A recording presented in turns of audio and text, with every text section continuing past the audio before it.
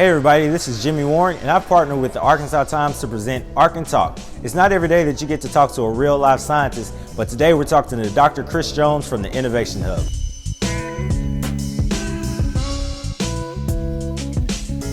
Dr. Jones, thank you so much today. I greatly appreciate you spending this time with us. So for people who don't know, just start off and tell us a little bit about yourself. Yeah, man. First of all, thanks for being here. Always excited about having a conversation with you and really appreciate the great work that you're doing.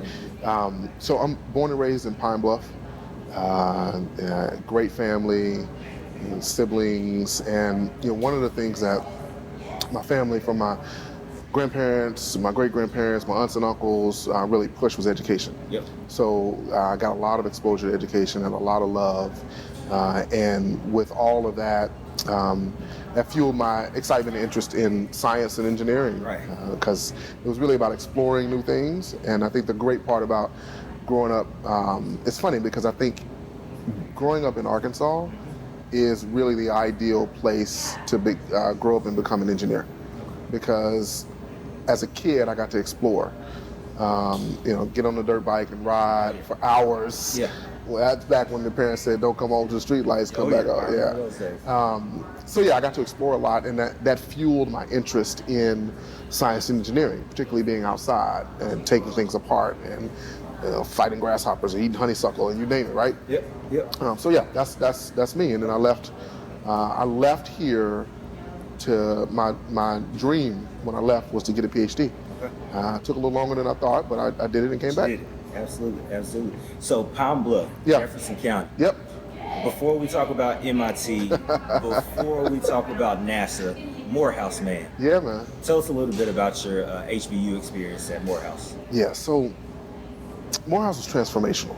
Like, it was truly all that I had hoped it would be. And why? I think one of the reasons why it was so impactful for me is because it was a collection of men who were there together supporting each other and understood that we stood on the shoulders of giants. And it was a time for us to better understand ourselves. We stay up until 2, 3, 4 o'clock in the morning talking about God knows what. Really trying to understand ourselves, understand the world. And on top of that, we really challenged each other to be better. And not only be better for ourselves, but for our community. So for me, it truly is an anchoring brotherhood. And every time I go back, I'm sort of reminded of the call to be better. And there are many sayings about Morehouse, but one of them is that Morehouse holds a crown over her son's head and challenges him to grow tall enough to wear it. Awesome. So it's like a call for each of us to dig deep and become our best selves, not for us, but for others. So kind of connect the dots for me. After Morehouse, or even at Morehouse, tell us about the NASA. Yeah. Tell us about that whole project and program you were involved in. So it was a blessing to be a part of NASA, the National Aeronautics and Space Administration, because had it not been for the full scholarship to NASA, then my parents wouldn't have been able to afford to send me to college. Right. Not there, at least, because they had 2 kids in college already. But I got a full scholarship to NASA, and it's interesting, it's funny because I'd always dreamed of becoming an astronaut. Okay. And I got accepted into Morehouse, and they got a call later that said, "Hey, would you like to be on a NASA scholarship?" So that was the moment I was in tears, because I was excited. And that allowed me to not only have college paid for and have a stipend, but also to work at NASA each summer. So I spent a summer in Huntsville, Alabama, and 4 summers at Johnson Space Center working under an astronaut. Wow. Yeah, so it was pretty exciting. So I know after Morehouse that you spent some time at MIT and you actually worked in some programs to create opportunities for minorities. Yeah. Why are those opportunities important? That's a great question. Like I said, when I left here, my goal, my desire was to get a PhD. So I went to MIT, I did 2 masters, and then I stopped, taught high school for a year, and then went back to work at MIT before I went to my PhD program there. And for me, the common thread between some things I'd done in high school, college, grad school and working at MIT and even now is access. It was really about providing access to the world's best resources and skills and tools. So to take a brilliant kid from rural Arkansas, rural Mississippi, Puerto Rico, and to show them that they could not only have access to what's at MIT, but also do well there. And help them with the tools to do well there. I mean, that was life-changing. Yeah. And I think I'm quoting this correctly on your Twitter header, innovation through education and inclusion. Kind of explain that. That's good. So what I mean is that if we think about how we make change, because we always want a better future than our present. And you get there by changing things. I believe that change happens when you can innovate what exists. Well, how you do that? You got to include folks. And far too often, our best and brightest are excluded from either the decisions, the processes, the schools, the businesses. They're excluded, whether it's a black kid from Pine Bluff or a woman from Iowa, or you name it. There's far too much exclusion, and so I believe that we unleash innovation when we have inclusion, and then once innovation is unleashed, we can transform anything. Like, that's how we walk on the moon. So after your time in Boston, you come back to Arkansas. Had to leave that snow, man. It was too cold. Were you a Red Sox fan? I went to some games. Okay. So you come here and you're handed this wonderful project of the Innovation Hub. First, what did that opportunity, not only to come back to Arkansas, but to leave a mark on almost 50 miles from up the road where you were born and raised? So, like I said, when I left, I always wanted to come home. I left to get a PhD, and I knew I wanted to come home because I felt like Arkansas gave so much to me. Not only from my immediate family, but I felt like the surroundings made me who I am, and I felt a responsibility, and still do, to give back to the place that did so much for me and allowed me to experience so much. So when I got back here, I actually was a consultant. So I did management consulting for a firm that's based in New Jersey, but I was looking for some way to make a mark, some way to make a difference. And the great part about the Innovation Hub is that it's almost like the intersection of all that I've done.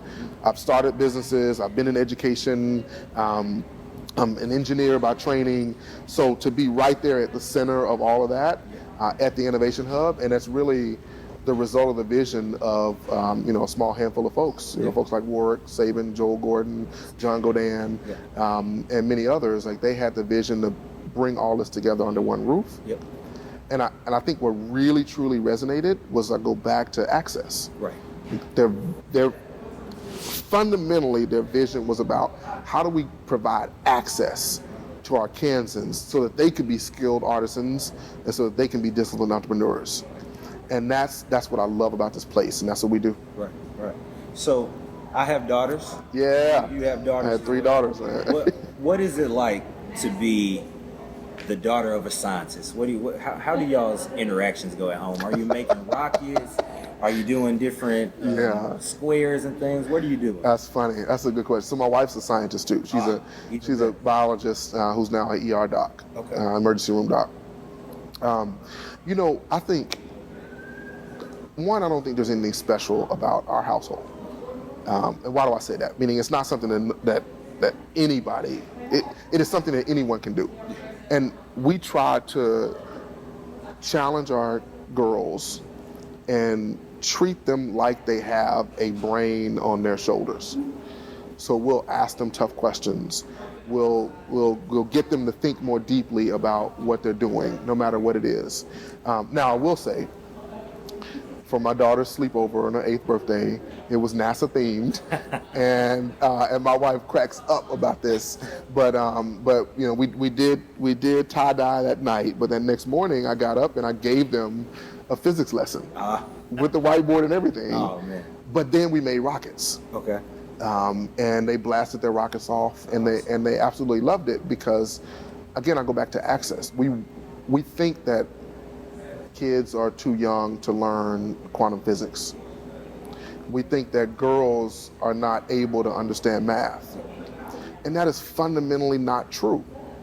Anyone can learn anything. Now, you might have a bent towards one thing. Right. Something might be a little more challenging and difficult.